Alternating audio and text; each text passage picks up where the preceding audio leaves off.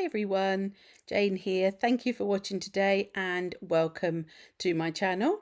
I am creating a journal page today in this handmade book that I made just by cutting some pages and making a cover, and it's the Hanamulle sugarcane paper. It has got a bit of cotton in it as well, but I can't remember off the top of my head. It's quite thick, nice watercolour paper, and I'm starting off by just creating a lovely, flowy, gentle background with the Kuretake Gansai Tambi watercolours. These three colours are all from the 36 set, and I chose these three because they are the three primary colours, and I thought then if they mix together they will make some nice blends of the secondary colours and it would look really pretty. So the colours I'm using, and I will list everything I've used down in the description box, but they are number 63 Cerulean blue, number 42, now I'm going to struggle to say this one, is it Aureolin? It's the yellow, and number 34 is Rose Madder. So that's more of a pinky colour than a red, but I do often sort of gravitate more towards a pinky colour than a red when I'm doing my three primaries together. So I did have to mop up a little bit of the water that was sort of accumulating around the edges. I just didn't want too much of that line going on, and I wanted to sort of clean it up a little bit. Then when it had totally dried, I wanted to sort of go along a theme, and the theme for today was film strips. No other reason than I love film strips. So the first thing I'm doing here is I'm adding some film strip washi tape. Now this I bought from a shop on Etsy, and I genuinely cannot remember where that was from, but I'm sure if you was interested in getting anything similar, but you may already have things like this in your stash, then just pop a search in on somewhere like Etsy or something like that.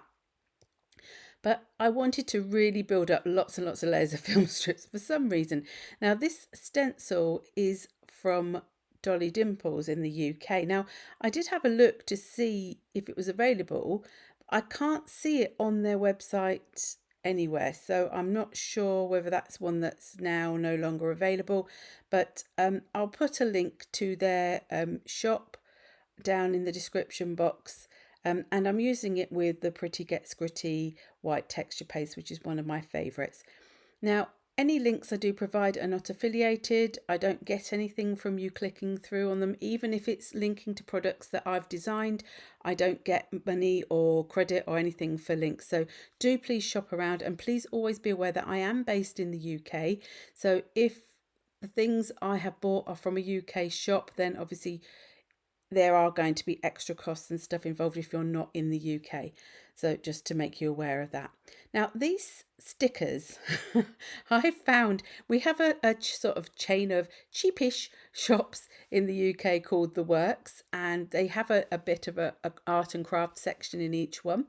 They have their own brand. They don't sell branded items generally, but they have quite a mixture of different things, and it changes on a regular basis.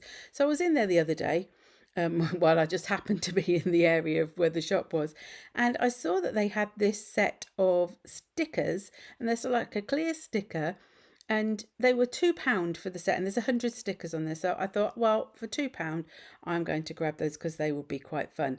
Now this is a stamp set that I did design for Cleverprints, so I will link it, but like I say, I don't get money for any affiliated links or anything like that, but obviously when stamps sell that I've designed, I do earn a small commission. So that, just to make that quite clear. This is a tiny tulip, and I thought with all the sort of film strips, I just wanted something to pop out prettily against that background. So I'd had stuck like a photo frame with one of the stickers. It sort of blended in a bit because it was white, so I'm not sure, I don't think it particularly stood out at the end of the project that it was in a photo frame, but the idea was that it was in a photo frame. Best laid plans. So I stamped it out in Archival ink because I knew that I wanted to colour in with the same watercolours that I did for my background, and I've stamped it in black so that it matches in with the black washi tape and all the other bits that are black in the background, and I left a little bit of a border just to help it stand out a bit as well. Now I'm using the same 3 colours I used for the first part of the project, and I've got my little ceramic plate because I wanted to be able to do a bit of colour mixing, and these mixed beautifully together. There wasn't a problem at all. Now I could have at this point let my first layer of the pink dry before I added on another colour, but I just, well, I'm impatient, and I just thought it'd be nice just for them to blend together. But if you wanted to get more depth of colour, more layering effects, you could do that. And by the way, I've stamped onto watercolour cardstock. I'm not quite sure which one it is because it was just in my scrap bag of all my different offcuts of watercolour. Now I'm making a very pale green with the yellow and blue. And I thought I'd start with the lightest because then I can add extra blue in and gradually darken it up, and without having to mix a new colour every time. And that way I can get a little bit of contrast in the leaves. I was just mopping up where it had sort of leaked into the other area because again, if I had let it dry, then that would have avoided that problem. But I do have a tendency to just want to get things done once I start. So, when you're on a roll, you want to just keep going with it. You don't want to keep stopping and starting.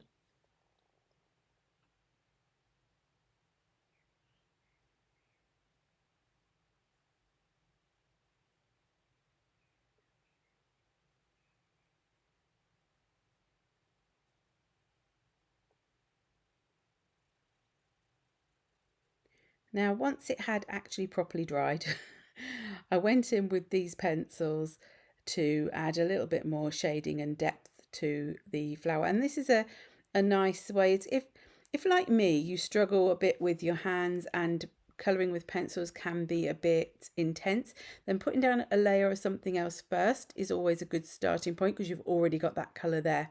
And also, if you're finding your watercolours maybe a bit not exactly giving you the look you want, by adding things like pencils in, it can actually just enhance them.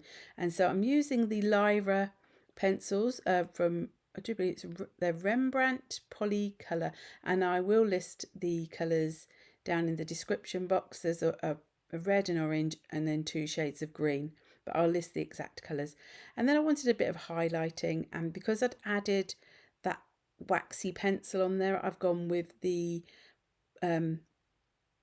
oh my goodness, it's gone out of my head. Posca, one of my favourite pens, and in my head I just couldn't get that word.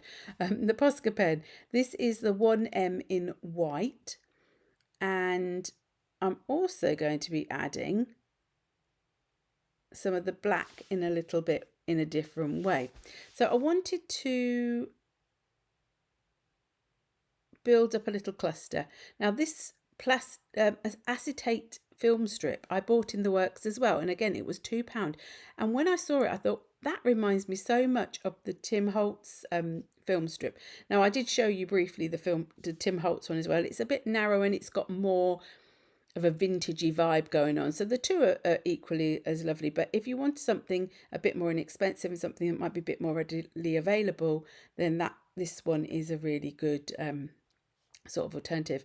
I realised at this point that I had actually got the silver pen out and not the black one, so I had to switch that over. And I started by trying to get some splats, and in the end I used the embossing tool just to hit my pen on. I then, after I'd cleaned up all the splatters, because I have to admit it did make a bit of a mess all over my desk. I don't normally do splatters so much that way. I'm using my tiny attacher just to attach my bits of ephemera, I suppose you could call it. It's not really ephemera, but together. The white film strip is from a die set.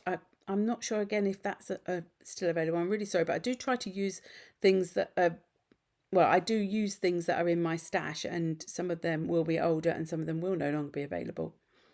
But I've added a bit of thread under as well, just to build up that sort of layered look. And here is the final project. So thank you so much if you have watched through to the end today. I hope you enjoyed it. If you did, please give me a thumbs up, and if you haven't already subscribed, I'd love it if you could do that too. And I hope you'll be popping by again soon. Bye.